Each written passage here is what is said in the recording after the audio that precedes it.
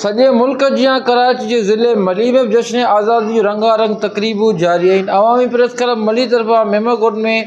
पाकिस्तान जो क़ौमी झंडो फड़काए जश्न आज़ादी मुबारक जो सालगिरह केक पिणु काटियो वियो आहे। मली में हंधि सियासी समाजी शख़्सियतुनि सां ॻाल्हि ॿोल कंदासीं त हू जश्न आज़ादी जे हवाले सां पंहिंजे कहिड़े ख़्यालनि जो इज़हार कनि था। असांजो मुल्क 14 अगस्त 1947 ते आज़ादु थियो ऐं जॾहिं असां हर साल पंहिंजी इहा ख़ुशी मल्हाईंदा आहियूं जो आज़ादी सालगिरह जेकी असांजे पाकिस्तान जी आहे। पर असां हिन 14 अगस्त जा वधीक ख़ुशी आहे जो असांजे दुश्मन मुल्क खे शिकस्त ॾिनी असांजी पाक आर्मी ऐं अवाम मिली करे। इन में असांखे अञा वधीक ख़ुशी आहे। ऐं सिंध गवर्नमेंट 1 अगस्त खां वठी कंटिन्यू इहे जेके प्रोग्राम्स रखिया आहिनि, जेके इहे प्रोग्राम्स थी रहिया आहिनि ऐं असां सभु गॾिजी करे पंहिंजे इन मुल्क जे लाइ, इन मुल्क जे बका जे लाइ ऐं मुल्क जी तरक़ी जे लाइ कोशिशि करियूं ताकी दुनिया जे अंदरि, दुनिया जे खिते ते अहिड़ो मुल्क न आहे जेको असांजो मुल्क आहे जंहिंमें 4 मौसमूं हुजनि, जंहिंमें नेरी निज़ाम हुजे ऐं असांजे मुल्क जहिड़ो ॿियो मुल्क कोन्हे को। पर असां सिर्फ़ु इन में असांखे महिनत जी ज़रूरत आहे ऐं जेके असां नौजवान असांजा आहिनि उन्हनि में इहा अवेयरनेस पैदा कजे त बाबा मुल्क जॾहिं ठहंदा आहिनि त उहो कहिड़े तरीक़े सां ठहंदा आहिनि ऐं उन्हनि खे उहे पुराणा प्रोग्राम्स अव्हांजे इन चैनल जे ज़रिए ॾेखारिया वञनि। छो त जॾहिं मुल्क ख़ुदा न ख़ास्ता टुटंदा आहिनि त उन में कई ॿाहिरि पंहिंजे भेणनि खां, माण्हू पंहिंजे बचनि खां विछड़ी वेंदा आहिनि। त अॼु असांखे गॾिजी करे इहो ऐद करिणो आहे त असांजे इन मुल्क खे मज़बूत करिणो आहे। जहिड़े तरीक़े सां हीउ मुल्क असांजो एटमी ताक़त आहे, इन एटमी ताक़त खे अञा वधीक मज़बूत करिणो आहे ऐं जेके दुश्मन इंडिया ऐं ॿिए जेके मुल्क आहिनि उन्हनि जी नज़रूं आहिनि इन पाकिस्तान ते ऐं उन्हनि खे असांखे ॿुधाइणो त असां मुतहद आहियूं ऐं ख़ुदा न ख़ास्ता सुभाणे को बि असांजे मुल्क ते मेरी नज़र सां ॾिसंदो त उहो बची न वेंदो। असांजे पाकिस्तान 14 अगस्त 1947 ते आज़ादु थियो ऐं इहो असांजो जश्न आज़ादी जो ॾींहुं जेको आहे उहो असां पंहिंजे पूरे मुल्क में तमामु ख़ुशि उसलूबीअ सां मल्हाईंदा आहियूं। ऐं इन में आउं मैसेज इहो ॾींदुसि असांजे मुल्क जे नौजवाननि खे ख़ासि तौर ते ताकी असांजो मुल्क पाकिस्तान हमेशह शाद रहे, आबाद रहे ऐं नौजवाननि जे ज़हन में बि इहो हुजे त असांजे मुल्क जो जेको आज़ादी वारो ॾींहुं आहे उहो असां तमामु ख़ुशीअ सां मल्हायूं ताकी हर हिकु माण्हू खे ख़बर पए त पाकिस्तान जी अवाम, पाकिस्तान जा नौजवान उहे सभु पाकिस्तान जे ख़ुशीअ में शामिलु आहिनि ऐं असां ख़ासि तौर पंहिंजो पाक आर्मी ज़िंदाबाद, जंहिंजे करे पाक आर्मी जे करे असांजे मुल्क जेको आहे हिन वक़्तु हर लिहाज़ सां बहितरु आहे ऐं उहे डिफेंस कंदा अचनि था। असां पाक आर्मी खे बि इन जी जश्न आज़ादी जी मुबारकबाद ॾींदासीं ऐं असांजो हीउ मुल्क शाद रहे, आबाद रहे। सभ खां पहिरें त मां अवामी प्रेस क्लब जे दोस्तनि जो शुक्रगुज़ार आहियां जो असांखे हिते घुराए इज़त ॾिनी। ऐं पाकिस्तान जश्न आज़ादी 14 अगस्त हर साल असां भरपूर तरीक़े सां मल्हाईंदा आहियूं ऐं इहो असां वटि हक़ु बणिजे थो त असांजे मुल्क आज़ादु थियो जंहिंमें हर साल में मल्हाईंदा आहियूं, हिन पूरे पाकिस्तान में मल्हाईंदा आहिनि। ऐं ख़ासि करे हींअर CM सिंध जेको इहो ऐलान कयो आहे, सिंध गवर्नमेंट ऐलान कयो आहे त भई बाक़ाइदे 1 अगस्त खां वठी 14 अगस्त इहे ख़ुशियूं मल्हायो भरपूर तरीक़े सां ताकी असांजे हिन में असांजी पाक फ़ौज जो वॾियूं लाज़वाल क़ुर्बानियूं आहिनि, उन्हनि जूं क़ुर्बानियूं आहिनि ऐं वॾी क़ुर्बानी सां वॾी महिनत सां असां मुल्क आज़ादु कयोसीं। अॼु असीं ख़ुशहाल आहियूं हिन मुल्क में ऐं असां हिन मुल्क जी अवाम जेको सो इंडिया सां हमेशह असांजो जहिड़ो हूंदो आहे, हींअर बि असां पाकिस्तान जी फतह थिए ऐं असां अवाम दफ़ा बि करे सघे थी, पाकिस्तान जी अवाम बि पाकिस्तान जी दफ़ा करे सघे थी, पाक फ़ौज बि दफ़ा करे सघे थी। ऐं 14 अगस्त असां भरपूर तरीक़े सां मल्हाईंदा अचूं पिया, मल्हाईंदासीं। असां पंहिंजे मुल्क लाइ, पंहिंजे वतन लाइ क़ुर्बानी ॾियण लाइ बि तयारु आहियूं। इंशा अल्लाह ताला असांजो मुल्क ख़ुशहाल रहंदो, असांजी अवाम ख़ुशहाल रहंदी ऐं 14 अगस्त जो भरपूर तरीक़े सां सभिनी खे मैसेज ॾियूं था त सभु मुबारक ॾियां थो त सभु दोस्त जश्न आज़ादी मल्हायो ताकि शऊर पैदा थिए नौजवाननि में त वधीक साल ब साल वधीक इहो प्रोग्राम थींदो रहे ताकि नौजवान बि शऊर अचे ऐं सुठे तरह असांजे मुल्क जी हिफ़ाज़त करे सघूं ऐं असां ख़ुशी मल्हाए सघूं। हिन साल जेको असांजो 14 अगस्त जो ॾियारो मल्हाइण जी तयारी में आहियूं। इहो असांजो मुल्क 14 अगस्त 1947 में आज़ादु थियो। इहा आज़ादु असांखे ईअं आज़ादी कोन मिली आहे जंहिंजे हिसाब सां असां जेका मल्हायूं था आज़ादी, इहो वॾनि ॾुखनि ऐं सूरनि ऐं वॾियुनि तकलीफ़नि ऐं वॾियुनि जदोजहद खां पोइ असांखे इहो मुल्क मिलियो आहे, जंहिंमें असांजा लीडर अलाह ताला उन्हनि खे जन्नतुल फिरदौस में अदा करे ऐं असांजा अवाम असांजे माण्हू उन वक़्तु जेके अंग्रेज़नि जी ग़ुलामी में हुआ उन्हनि खे इहो मिशन हो त असां मुस्लमान पंहिंजो हिकिड़ो मुल्क आज़ादु कयूं, जंहिंमें क़ाइद अज़म मोहम्मद अली जिन्नाह सां गॾु जेका उनजी टीम हुई, अलामा इक़बाल शाइर मशरक़, उनखां सवाइ लियाक़त अली ख़ान, उनखां सवाइ मौलाना मोहम्मद अली जौहर ऐं मुख़्तलिफ़ ॿिया जेके बि सियासी लीडर हुआ जिन जी जदोजहद ऐं उन वक़्त जी फ़ौज जेका असांजे पाकिस्तान जी फ़ौज जेका हींअर आहे उन फ़ौज जो साथ ऐं उनखां पोइ उन पाकिस्तान खे वॾी महिनत ऐं जदोजहद खां पोइ असांखे हीउ मुल्क मिलियो आहे। ऐं इहा इन क़ुर्बानीअ जो इन मुल्क जी आज़ादीअ जो क़दुरु तॾहिं थींदो आहे जॾहिं असां आज़ादु मुल्क में वेंदा आहियूं। उनखां पोइ हींअर असां हिकिड़े आज़ादु मुल्क में आहियूं जेको आज़ादी असांखे असांजे वॾनि ॾियारी, असांजे वॾनि जी जदोजहद, उन्हनि जी कोशिशि, उन्हनि जी महिनत ऐं उन्हनि जी तकलीफ़ूं जेके सठियूं, उनखां पोइ हींअर असां आज़ादु आहियूं अल्हम्दुलिल्लाह। हिन वक़्तु असांजी फ़ौज जो वॾो वक़ार आहे ऐं संभालींदा पिया अचूं पंहिंजे पाकिस्तान खे, ऐं असांजी पाक आर्मी संभालींदी पई अचे, जेको हींअर हिंदुस्तान खे असांजी पाक आर्मी जेका शिकस्त ॾिनी आहे उन में ऐं जस ॾिस असांजे पाक आर्मी खे जंहिं असांजे मुल्क जो, असांजी फ़ौज जो वक़ार बुलंद कयो। पूरे पाकिस्तान जे माण्हुनि खे जश्न आज़ादी जूं 78वीं जश्न आज़ादी मुबारक ॾींदुसि। हिन वारे अल्हम्दुलिल्लाह असांजे सिंध गवर्नमेंट जी चीफ मिनिस्टर सिंध साईं मुराद अली शाह साहब ऐं पूरी कैबिनेट हिन वारे 78वीं जेका जश्न आज़ादी आहे उनखे हक़ मार्का जे हवाले सां हिकु सुठे नमूने सां जश्न आज़ादी मल्हाइण जो फ़ैसिलो कयो आहे, जेका 1 अगस्त खां वठी 14 अगस्त ताईं अल्हम्दुलिल्लाह पूरे सिंध में मुख़्तलिफ़ तक़ारीब थींदियूं, जंहिंमें मुख़्तलिफ़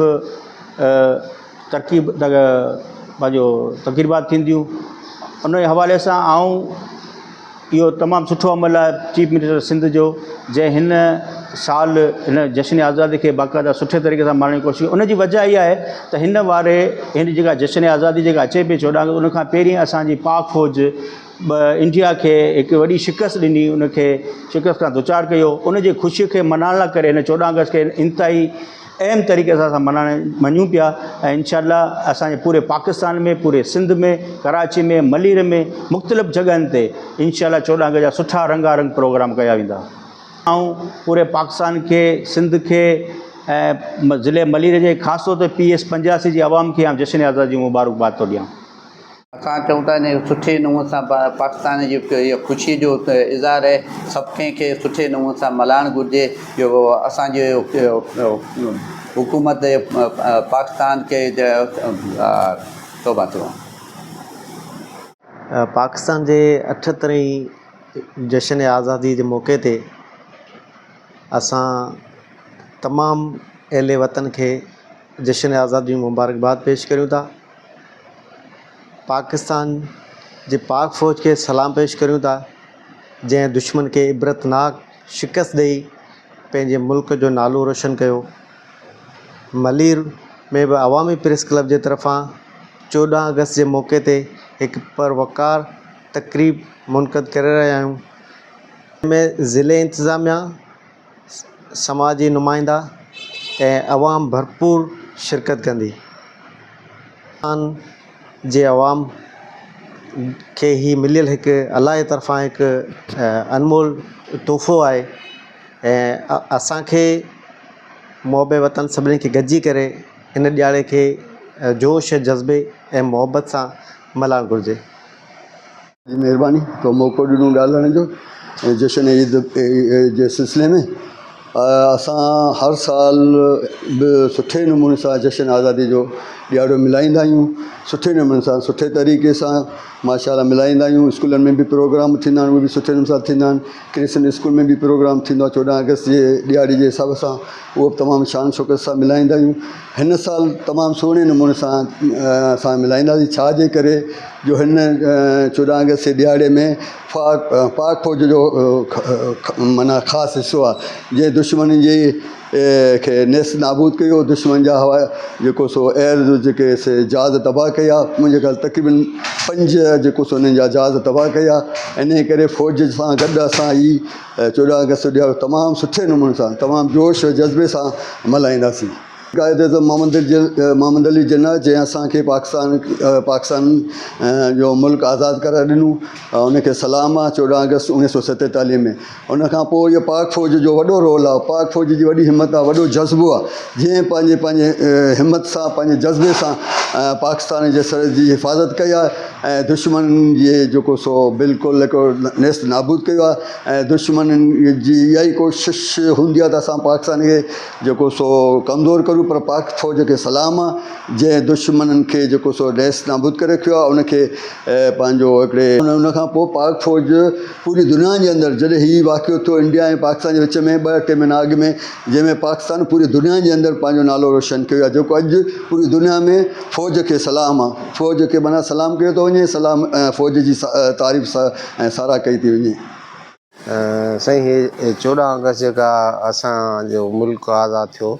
अलाह ताला जी वॾी महिरबानी ऐं असांजे क़ौम जे मथां वॾो असांजे रब जो वॾो करम थियो। ऐं असां हर साल 14 अगस्त जी जशन मल्हाईंदा आहियूं। उहो इन करे जो असांखे पंहिंजे मुल्क सां, पंहिंजे हिन ज़मीन सां, पंहिंजी धरतीअ सां प्यार आहे। पाकिस्तान असांजो मुल्क आहे, हिकिड़ो आज़ादु मुल्क आहे। असां चाहियूं था त इहा आज़ादी असां हर साल मल्हाईंदा रहूं ऐं हिन साल बि इंशा अल्लाह ताला असां पुरजोश तरीक़े सां इहा आज़ादी मल्हाईंदासीं। ऐं असां पंहिंजी सोशल डेवलपमेंट ऑर्गेनाइज़ेशन वेमन बोर्ड जे तरफ़ां हर साल असां पंहिंजी आज़ादी मल्हाईंदा आहियूं। ऐं हिन साल बि इंशा अल्लाह ताला असां हिन पंहिंजे फोरम ते तमामु सुहिणे नमूने सां ऐं तमामु जोश ऐं वलवले सां इहा जशन आज़ादी मल्हाईंदासीं। उनखां सवाइ असांजो हिकिड़ो स्कूल आहे जेको असांजे SGO जो प्रोजेक्ट आहे, उन में बि असां हर साल आज़ादी जो प्रोग्राम मल्हाईंदा आहियूं, जंहिंमें असांजा ॿार तमामु भरपूर तरीक़े सां हिसो वठंदा आहिनि, जंहिंमें असां मुख़्तलिफ़ क़िस्म जा टेबलोज़ वग़ैरह ऐं ॿारनि खे क़ौमी गीत, क़ौमी नगमा, उहे सभु असांजो हिकिड़ो सुहिणे नमूने सां उन स्कूल में बि असां प्रोग्राम कंदा आहियूं। ऐं असां पंहिंजे ऑफ़िस में बि हिकिड़ो जशन पंहिंजे कम्यूनिटी लेवल ते, पंहिंजे हिन इलाइक़े जे लेवल ते मल्हाईंदा आहियूं, जंहिंमें असां इहो साबित करे ॾेखारींदा आहियूं त असां पाकिस्तान असांजो पंहिंजो वतन आहे, आज़ादु वतन आहे ऐं असांजो हमेशह इहो इंशा अल्लाह ताला असांजो वतन आज़ादु ई रहंदो। असांजे मुल्क जे अंदरि हिकिड़ो सिस्टम आहे ऐं हीउ जेको आज़ादु मुल्क जो हिकिड़ो सिस्टम हूंदो आहे, उन सिस्टम में असांजी माशाअल्लाह पाक आर्मी आहे। ऐं पाक आर्मी जेको हिन वक़्तु असांजे मुल्क जो तमामु हिकिड़ो वॾो इज़त ऐं असांजो मोरल जेको हिन पूरी दुनिया में वधायो आहे, उन में असां फ़ौज सां, असांजे पंहिंजे आर्मी सां गॾु आहियूं। ऐं 14 अगस्त ते असां कोशिशि इहा कंदासीं इंशा अल्लाह पंहिंजे पाक आर्मी सां गॾु असां पंहिंजी जशन हिन साल स्पेशली जेको असांजे पाक फ़ौज पंहिंजो मोरल पूरी दुनिया में वधायो आहे, हिन साल जेका असांजी स्पेशल आज़ादी जेका हूंदी, उन में असां पंहिंजी फ़ौज सां, असांजे फ़ौज जे किरदार सां असां गॾिजी करे हिकिड़े सुहिणे नमूने सां असां पाक फ़ौज सां जशन आज़ादी हिकु मुनफ़रिद तरीक़े सां मल्हाईंदासीं इंशा अल्लाह। आऊं जनरल सेक्रेटरी पाकिस्तान पीपल्स पार्टी मिनारी विंग ज़िला मलीर जी तरफ़ां जेको असां 14 अगस्त जी ख़ुशी में जेको आहे सो आऊं मुंहिंजे मुल्क में रहंदड़ तमामु अक़लीती बिरादरी ऐं ॿिए सभिनी ॿारनि खे जेको आहे सो जश्न आज़ादी जी मुबारकबाद पेश करियां थो। ऐं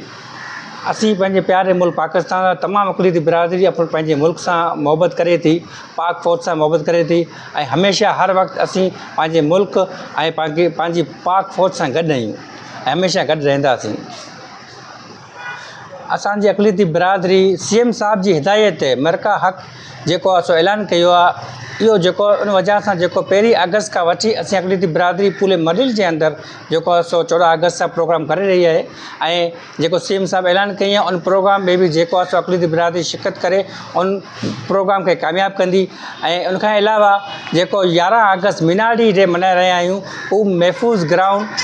मलीर में उनखे बि असीं जेको आहे सो अक़लीती बिरादरी जोश ऐं ख़रोश सां मल्हाईंदी। मिनारी डे अक़लीती डे आहे उहो असांजे अक़लीती जो ख़ूब 14 अगस्त जी ख़ुशी जेको असांजी दीवाली खां बि वधीक असां लाइ करे आहिनि। असांजे प्यारे मुल्क पाकिस्तान लाइ दुआऊं कंदा आहियूं, इबादत कंदा आहियूं, पंहिंजे मंदरनि में पंहिंजे मुल्क लाइ सलामती लाइ असीं हमेशह हर वक़्तु दुआ कंदा आहियूं, पाक फ़ौज लाइ दुआ कंदा आहियूं।